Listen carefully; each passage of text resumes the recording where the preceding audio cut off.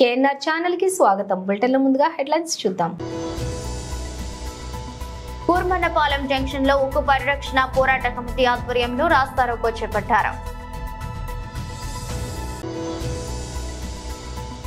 BJLP Shri Alleti Maheshwar Reddy press meet. BJP Telangana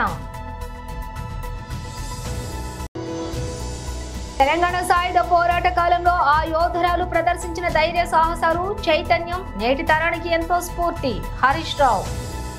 మే 7, 2013 నమోదైన hit network నివేదికలో company Agora advisory private limited పేరు కనిపిస్తోంది.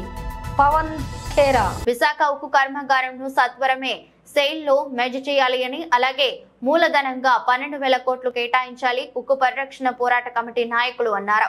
ఈ మేరకు కూర్మన్నపాలెం జంక్షన్ లో ఉక్కు పరిరక్షణ పోరాట కమిటీ ఆధ్వర్యంలో రాస్తారోకో చేపట్టారు. దాదాపు 35 నిమిషాల పాటు రోడ్డును నిర్బంధించారు. ఈ సందర్భంగా ఉక్కు పరిరక్షణ పోరాట కమిటీ నాయకులు మాట్లాడుతూ విశాఖ ఉక్కు కర్మాగారంను సత్వరమే స్టీల్ అథారిటీ ఇండియా లిమిటెడ్ లో కలపాలని, విశాఖ ఉక్కు కోన ఊపిరితో ఉందని, తక్షణ ఉపశమనం కొరకు 10,000 కోట్ల రూపాయలు మంజూరు చేయాలని కోరారు.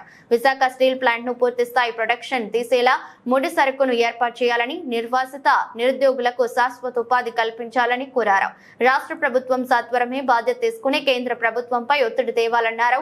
ఢిల్లీ ఉక్కు భవన్ లో నేడు రేపు cabinet committee, cabinet sub committee సమావేశాలు నిర్వహిస్తున్నారని, ఈ సమావేశంలో స్టీల్ ప్లాంట్ కు అనుకూలంగా నిర్ణయం తీసుకోవాలని కోరారు.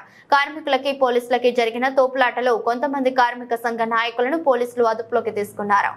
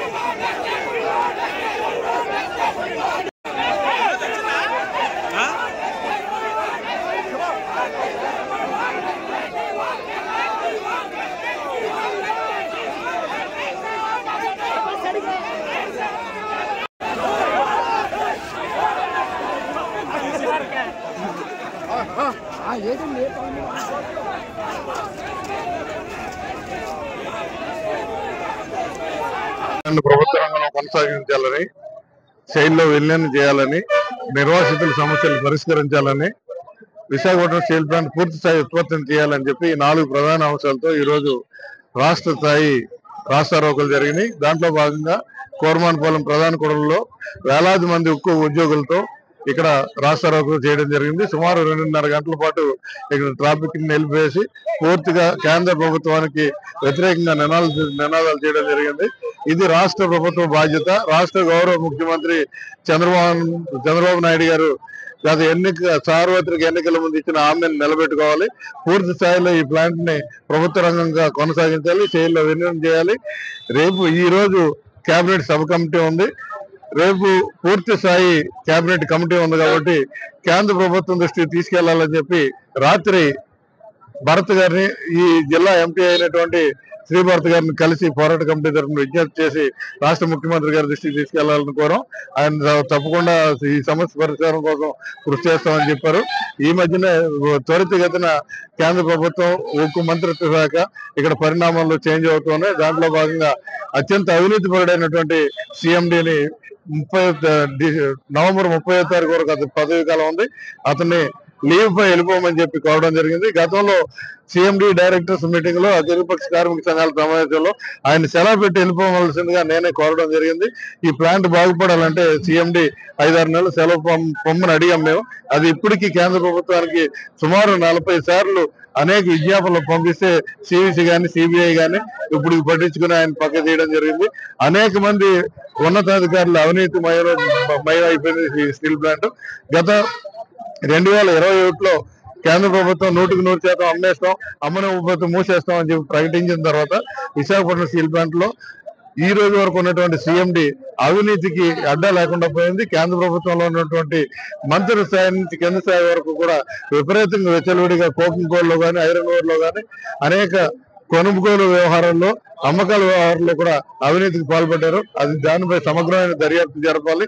రాష్ట్ర ముఖ్యమంత్రి పవన్ కళ్యాణ్ గారు మేము పిలవకుండానే వచ్చి లక్షలాది మంది ఇక్కడ సమావేశం నిర్వహించారు. ఒకరోజు మంగళగిరిలో ఒక సమావేశాన్ని పెట్టి దీక్ష నడిపారు. కాబట్టి ఆయన ఆ రోజు ఎమ్మెల్యే కాదు, నేను నా దగ్గర పార్లమెంట్ సభ్యులు లేరు, ఎమ్మెల్యే లేరు, ఉన్నట్టయితే డెఫినెట్ గా మీకు సాయం చేసి ఉండేవాడిని అని చెప్పి ఆయన చెప్పడం జరిగింది. ఈవేళ ఆయన పిఠాపురం నుంచి పూర్తి స్థాయిలో ఎమ్మెల్యేగా ఎన్నికవడమే కాకుండా అత్యధిక మెజారిటీతో రాష్ట్ర ఉప ముఖ్యమంత్రిగా ఉన్నారు, ఎంపీలు కూడా ఉన్నారు వారికి. కాబట్టి కేంద్రంలో ఆయనకు ఉన్నటువంటి పట్టుతో కేంద్ర ప్రధానమంత్రి గారితో అలాగే అమిత్ షా గారితో మాట్లాడి విశాఖపట్నం స్టీల్ ప్లాంట్ ని ప్రభుత్వ రంగంలో కొనసాగించాలి. త్యాగాలు, పోరాటాలు, బలిదానాలతో వచ్చిన పరిశ్రమకి వారు ఇచ్చినటువంటి స్ఫూర్తిని నిలబెట్టాలని చెప్పి మీ ద్వారా తెలియజేస్తాను. భూమి కోసం, భుక్తి కోసం, వెట్టి చాకిరి విముక్తి కోసం పోరాడి తెలంగాణ ప్రజల తెగువను, పోరాట స్ఫూర్తిని ప్రపంచానికి చాటిన నిప్పు కణిక మన తెలంగాణ వీర వనిత చాకలి ఐలమ్మ. నాటి తెలంగాణ సాయుధ పోరాట కాలంలో ఆ యోధురాలు ప్రదర్శించిన ధైర్య సాహసాలు, చైతన్యం నేటి తరానికి ఎంతో స్ఫూర్తి.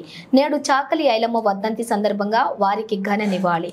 కేసీఆర్ ప్రభుత్వం చాకలి ఐలమ్మ త్యాగాలకు గుర్తుగా వారి జయంతి వర్ధంతి కార్యక్రమాలను అధికారికంగా నిర్వహించాలని నిర్ణయించి అమలు చేసింది. భావితరాలకు ఆ మహనీయురాలి చరిత్ర తెలువాలని పాఠ్యాంశంగా పెట్టి గౌరవించింది. 7 మే 2013న నమోదైన హిడెన్బర్గ్ నివేదికలో company Agora advisory private limited పేరు కనిపించింది. ఈ కంపెనీ మాధవి పూరి బుజ్జీ మరియు ఆమె భర్తకు చెందినది. అయితే హిడెన్బర్గ్ నివేదిక తర్వాత మాధవీజీ దీనిని ఖండించారు. ఆ ఖండనలోని తనను సేబీకి మారినప్పటి నుండి ఆ కంపెనీకి నిద్రాణ స్థితిలో ఉందని రాశాడు. అయితే ఈ కంపెనీలోని మాధవీజీకి ఇప్పటికీ 99% వాటా ఉంది. పవన్ ఖేరా. लगातार हम आपके सामने खुलासे कर रहे हैं और खुलासे ऐसे जो एक ऐसी संस्था के प्रमुख के बारे में है, उनके आर्थिक जो पूरा रिश्ते हैं अलग अलग कंपनियों से, उसके बारे में कर रहे हैं. We have been exposing the financial relationships of the SEBI chairperson with various companies and the conflicts of interest over the last 8 to 10 days. जवाब सेबी से अभी तक नहीं आया, जवाब प्रधानमंत्री से भी नहीं आया. आईसीआईसीआई ने जवाब दिया, जिनके सेबी चेयरपर्सन माधवी पुरी जी से क्या कितनी उनको क्या रिश्ते थे, कैसे माधवी जी के अकाउंट में कितने पैसे किस साल में आए, वो सारा हमने आपको बताया. आईसीआईसीआई ने एक जवाब दिया और उस जवाब के एवज में हमने आप लोगों को और सवाल भी पूछे, क्योंकि वो जवाब बिल्कुल ढुलमुल था, उस जवाब में कोई तथ्य नहीं थे. ICICI did respond to our expose, our charges that Ms. Madhavi Puri has been receiving money from ICICI in her account. However, we responded to the ICICI because the response of the ICICI did not really have the kind of substance that a response should have. To this date, we have not received a response from either SEBI or the Prime Minister's office.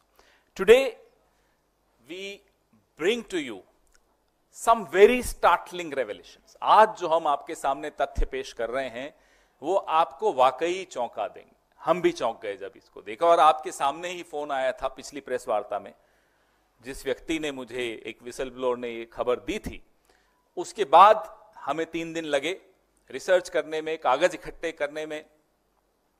और जैसा कि मैंने आपको कहा, आजकल सूचनाएं इस सरकार के मातहत विभागों से, सेबी से, ICICI से सूचनाएं मिलती हैं। आप भी अगर कोशिश करेंगे तो आप लोगों को भी मिलेगी। तो खोजी पत्रकारिता का काम पत्रकार कर सकते हैं अब वापस से। 10 साल का आपको ब्रेक मिला, अब जरूरत नहीं है ब्रेक की, अब आगे आप करिए, मिलेगी इंफॉर्मेशन। हमें मिल रही है तो आपको तो मिलेगी मिलेगी। ये जो सूचना आप मिली, हिंडनबर्ग रिपोर्ट जो दूसरा हिस्सा आया था, उसमें एक कंपनी का नाम था अगोरा एडवाइजरी प्राइवेट लिमिटेड, जो 2013 में रजिस्टर हुई थी, 7 मई 2013 को रजिस्टर हुई थी। और ये माधवी पुरी जी के पति और माधवी पुरी जी की कंपनी है। लेकिन माधवी पुरी जी ने हिंडनबर्ग रिपोर्ट के बाद एक खंडन किया था। ये वो खंडन रहा जिस खंडन में उन्होंने लिखा कि जब वो सेबी में चली गई तब से ये कंपनी डॉर्मेंट है। I am using the words used by Madhavi Puri ji, that when she joined SEBI, this company called Agora Advisory Private Limited, owned by her and her husband, became immediately dormant. These are the words she used in her clarification. लेकिन ये 99% stake अभी भी माधवी जी का है 31 मार्च 2024 तक। ये कागज बड़ा महत्वपूर्ण है आप सबके लिए। और जो सिंगापुर में भी एक कंपनी है, चलिए उस पर चर्चा नहीं करेंगे क्योंकि उसके कुछ खाते हमें नहीं मिले हैं, तो उस पर नहीं चर्चा करेंगे। తెలంగాణ వైద్య విధాన పరిషత్ ఆసుపత్రుల్లో పనిచేస్తున్నటువంటి శానిటేషన్ పేషెంట్ కేర్ సెక్యూరిటీ సిబ్బందికి 6 నెలలుగా ప్రభుత్వం జీతాలు చెల్లించకపోవడం అమానుషం. 1వ తేదీనే జీతాలు చెల్లిస్తున్నట్లు చెప్పుకునే ముఖ్యమంత్రికి వీరి వెతలు కనిపించకపోవడం శోచనీయం. జీతాలు చెల్లించాలని కోరుతూ సిబ్బంది ఎన్నిసార్లు నిరసనను తెలియజేసినా ఈ ప్రభుత్వానికి చీమ కుట్టినట్లయినా ఉండటం లేదు. వారి గోడును పట్టించుకోవటం లేదు. విష జ్వరాలు విజృంభించి రోగులతో ఆసుపత్రులు కిక్కిరిసిపోతున్న సమయంలో ఆసుపత్రుల నిర్వహణ ప్రభుత్వం గాలికి వదిలేసింది. నిధులు విడుదల చేయకుండా చోద్యం చూస్తుంది. ఈ ఏడాది ఫిబ్రవరి నుంచి కాంట్రాక్టర్లకు ప్రభుత్వం బిల్లులు చెల్లించకపోవటం ఆసుపత్రి సిబ్బందికి శాపంగా మారింది. ప్రభుత్వం తక్షణమే స్పందించి టీవీపీపీ ఆసుపత్రిలో పనిచేస్తున్నటువంటి సిబ్బందికి వెంటనే జీతాలు చెల్లించాలని, పెండింగ్ బకాయిలు విడుదల చేయాలని బీఆర్ఎస్ పార్టీ పక్షాన డిమాండ్ చేస్తున్నాం. శ్రీలంక బౌలింగ్ దిగ్గజం ముత్తయ్య మురళీధరన్ తాజాగా టెస్ట్ క్రికెట్ భవిష్యత్పై ఆందోళన వ్యక్తం చేశారు. పొట్టి ఫార్మాట్ వచ్చినప్పటి నుంచి టెస్ట్ క్రికెట్ మసకబారుతోందని ఆవేదన వ్యక్తం చేశారు. ఆటగాళ్లు కూడా టెస్ట్ మ్యాచ్ల పట్ల ఆసక్తి చూపించడం లేదని, అటు ప్రేక్షకుల్లో కూడా ఈ ఫార్మాట్ పై ఆసక్తి తగ్గుతోందని చెప్పుకొచ్చాడు. ఇక తన పేరిట ఉన్నటువంటి అత్యధిక టెస్ట్ వికెట్లు 800 రికార్డును కూడా ఎవరు బద్దలు కొట్టలేరని, ఈ రికార్డు టెస్ట్ క్రికెట్ చరిత్రలో శాశ్వతంగా మిగిలిపోతుందని జోస్యం చెప్పాడు. తన రికార్డును ఎప్పుడైనా ఏ బౌలర్ అయినా బ్రేక్ చేయగలడని తాను భావించడం లేదని ఈ దిగ్గజ ఆఫ్ స్పిన్నర్ పేర్కొన్నాడు. ఇక దానికి ప్రధాన కారణం ప్రస్తుత రోజుల్లో క్రికెటర్లు పొట్టి ఫార్మాట్లపైనే ఎక్కువగా దృష్టి సారించడం అని చెప్పాడు. అందుకే తన రికార్డుకు దగ్గరలో కూడా ఇప్పటికీ బౌలర్లు ఎవరూ లేరంటూ మురళీధరన్ చెప్పుకొచ్చాడు. అటు టెస్ట్ మ్యాచ్లకు చాలా దేశాలలో వీక్షకుల సంఖ్య తగ్గుతోందని ఆందోళన వ్యక్తం చేశాడు. ఆంగ్ల వార్తా పత్రిక డైలీ మెయిల్ తో మాట్లాడుతూ మురళీధరన్ ఈ వ్యాఖ్యలు చేశాడు. ప్రతి దేశం ప్రస్తుతం ఏడాదికి బహుశా 6 లేదా 7 టెస్ట్ మ్యాచ్లు మాత్రమే ఆడుతోంది. వీటిలో ఇంగ్లాండ్, ఆస్ట్రేలియా యాషెస్ సిరీస్ రూపంలో కొన్ని ఎక్కువ టెస్టులు ఆడుతున్నాయి. కానీ చాలా దేశాల్లో చాలా మంది ప్రజలు ఈ మ్యాచ్లను చూడరు. దాంతో టెస్ట్ క్రికెట్ తగ్గుతోంది అన్నారు ఆయన. ఇక మురళీధరన్ తన రికార్డును చాలా కాలం పాటు ఎవరూ అధిగమించకపోవడానికి ఒక ప్రాథమిక కారణాన్ని కూడా చెప్పాడు. ఇది చాలా కష్టం, ఎవరైనా 800 టెస్ట్ వికెట్లు అధిగమించడం. ఎందుకంటే షార్ట్ ఫామ్ క్రికెట్ ప్రాధాన్యత పెరిగింది. అలాగే మేము 20 సంవత్సరాలు ఆడాము. ఇప్పుడు క్రికెట్ కెరీర్లు చాలా తక్కువ టైంతో ఉంటున్నాయి. ఇక ఆటగాళ్లకు స్థిరత్వమే పెద్ద సమస్య. ఎంత మంచి ఆటగాడనే ఏదో ఒక సమయంలో ఫామ్ కోల్పోవడం జరుగుతుంది. ప్రస్తుతం క్రికెటర్లు తిరిగి లయన్ అందుకుని జట్టులోకి రావడం కష్టంగా మారుతోంది. అప్పటికే ఎంతో టాలెంటెడ్ క్రికెట్లు జట్టులోకి వచ్చేస్తూ ఉంటారు. అనుభవజ్ఞులుగా మారితేనే మంచి క్రికెట్ సాధ్యమవుతుంది. కానీ ఈ రోజుల్లో ఇది చాలా కష్టం. ప్రస్తుత జనరేషన్ క్రికెట్ల నెత్తి మీద చాలా టోర్నమెంట్లు, ఇతర విషయాలు ఉంటున్నాయి అన్నీ చెప్పుకొచ్చాడు. ఇక కాగా మురళీధరన్ రికార్డును వర్తమాన క్రికెటర్లలో దగ్గరగా ఉన్నటువంటి బౌలర్లు Australia spinner Nathan Rohan Lyon 530 వికెట్లు. ఆ తర్వాత భారత స్పిన్నర్ రవిచంద్రన్ అశ్విన్ 516. అయితే లియోన్ వయసు 36, అశ్విన్ వయసు 37 కనుక వీరిద్దరూ రిటైర్ అయ్యేలోపు మురళీధరన్ రికార్డును అందుకునే అవకాశమే లేదు. ఇక England fast bowler James Anderson ఇటీవల 704 వికెట్లతోటి రిటైర్ అయ్యారు. ఇది టెస్ట్ క్రికెట్ చరిత్రలో ఆల్ టైమ్ 3వ అత్యధిక వికెట్ల రికార్డు కావడం గమనార్హం. భారత ప్రధాని నరేంద్ర మోదీ అంటే తనకేమీ ద్వేషం లేదని కాంగ్రెస్ ఎంపీ లోక్సభలో ప్రతిపక్ష నేత రాహుల్ గాంధీ పేర్కొన్నారు. ఆయన ఆలోచన విధానాన్ని విభేదిస్తాను తప్ప ఆయనను ద్వేషించడం లేదని వివరణ ఇచ్చారు. ఈ మేరకు అమెరికాలోని టెక్సాస్ యూనివర్సిటీలో జరిగిన ఓ కార్యక్రమంలో రాహుల్ ఈ వ్యాఖ్యలు చేశారు. మోదీ ఆలోచనలు వేరు, తన ఆలోచన విధానం వేరని రాహుల్ చెప్పారు. వాస్తవానికి కొన్ని విషయాల్లో ఆయన పట్ల తనకు సానుభూతి ఉందని అన్నారు. వినడానికి ఇది మీకు ఆశ్చర్యం కలిగించవచ్చు, కానీ నిజం ఇదేనని, తనకు మోదీ అంటే ద్వేషం లేదని విద్యార్థులతో చెప్పారు. మోదీ వర్సెస్ రాహుల్ అంటూ పోల్చడం వంటి వాటితో ఎలాంటి ఉపయోగం ఉండదనేది తన అభిప్రాయమని రాహుల్ గాంధీ చెప్పారు. కాగా కాంగ్రెస్ అగ్రనేత రాహుల్ గాంధీ 3 రోజుల పర్యటన కోసం అమెరికాకు వెళ్లారు. ఇందులో భాగంగా ఆదివారం డల్లాస్లోని యూనివర్సిటీ ఆఫ్ టెక్సాస్ లో విద్యార్థులు, స్థానిక భారత సంతతి అమెరికన్లతోటి సమావేశమయ్యారు. You'll be surprised. I mean, you will be surprised, but I don't actually hate Mr. Modi. I don't. Like, I get up in the morning and okay, you know, he's got a point of view, fine. I don't agree with his point of view, but I don't hate him. And in fact, in many moments I empathize with him. Right? So it's not that I think that he's my enemy and now I hate him and he's got to be, no. He's got a different point of view, I got a different point of view. I have empathy and compassion for what he's doing. And I think that's a much better place to be. Instead of this thing that, you know, him versus me, I don't think that's productive. ప్రస్తుతం social మీడియాలో ఇది లేదా అది అనే rapid fire challenge trend నడుస్తోంది. తాజాగా team India మాజీ cricketer Virender Sehwag కూడా Delhi premier league T20 tourney final సందర్భంగా ఈ ఛాలెంజ్ లో పాల్గొన్నారు. కొందరు ప్రముఖ క్రికెటర్ల పేర్ల నుంచి ది బెస్ట్ క్రికెటర్ ఎంపిక కోసం వ్యాఖ్యాత వీరుకు ప్రశ్నలు సంధించారు.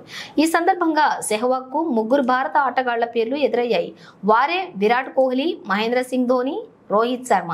ఈ ముగ్గురులో చివరకు ఆయన హిట్మన్ కే ఓటు వేశారు. మొదట MS ధోని, బెన్ స్టోక్ మధ్య ఎంపికతో ఈ ఛాలెంజ్ మొదలైంది. దాంతో సెహ్వాగ్ భారత మాజీ కెప్టెన్ వైపు మొగ్గు చూపాడు. ఆ తర్వాత దక్షిణాఫ్రికా క్రికెటర్ AB డివిలియర్స్, ధోని మధ్య పోలిక వచ్చింది. ఇక దాంతో వీరేంద్రుడి డివిలియర్ ను ఎంచుకున్నాడు. అనంతరం సెహ్వాగ్ ను డివిలియర్స్, విరాట్ కోహ్లీ మధ్య ఎంపిక చేయమని కోరగా రణ్వీర్ ను ఎంచుకున్నాడు.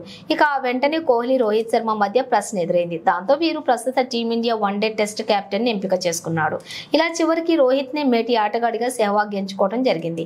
ఇదిలా ఉంటే గత ఏడాదితో పాటుగా అంతకుముందు కూడా రోహిత్ శర్మ తనదైన ఆట తీరు, కెప్టెన్సీతో జట్టును ముందుండి నడిపిస్తున్న విషయం ఆల్రెడీ తెలిసిందే. దాంతో హ్యాట్మెన్ స్థాయి అమాంతం పెరిగిపోయింది. ముఖ్యంగా అతను టీమిండియాను స్వదేశంలో జరిగిన వన్డే ప్రపంచ కప్ 2023 పైన ఫైనల్ కు తీసుకువెళ్లడం అందరినీ ఆకట్టుకుంది. కానీ భారత ఫైనల్లో ఆసీస్ చేతిలోనే పరాజయం పొందింది. ఇక రోహిత్ తన సారథ్యంలోనే ఈ ఏడాది T20 ప్రపంచ కప్ అందించాడు. ఈ టోర్నీలో కెప్టెన్సీతో పాటుగా ఆటగాడిగాను జట్టు విజయంలో కీలక పాత్ర పోషించాడు. ఒక దశలోని దక్షిణాఫ్రికాతో జరిగిన ఫైనల్లో ఇండియా ఓడిపోవటం ఖాయమని అనుకున్నారంతా. కానీ చివరికి 5 ఓవర్లలో తన కెప్టెన్సీ చతురతతోటి భారత జట్టును హ్యాట్సన్ గా విజేతగా నిలిపాడు. ప్రజాభవన్లో 16వ ఆర్థిక సంఘం చైర్మన్ సభ్యులతోటి ప్రారంభమైన సమావేశం హాజరైన ముఖ్యమంత్రి రేవంత్ రెడ్డి, ఉప ముఖ్యమంత్రి బట్టి విక్రమార్క, మంత్రులు శ్రీధర్ బాబు, ఉత్తమ్ కుమార్ రెడ్డి, కోమటిరెడ్డి వెంకటరెడ్డి, పొన్నం ప్రభాకర్, పొంగులేటి శ్రీనివాస్ రెడ్డి ప్రభుత్వ సలహాదారులు. బులెటిన్ ముగించే ముందు హెడ్లైన్స్ మరోసారి.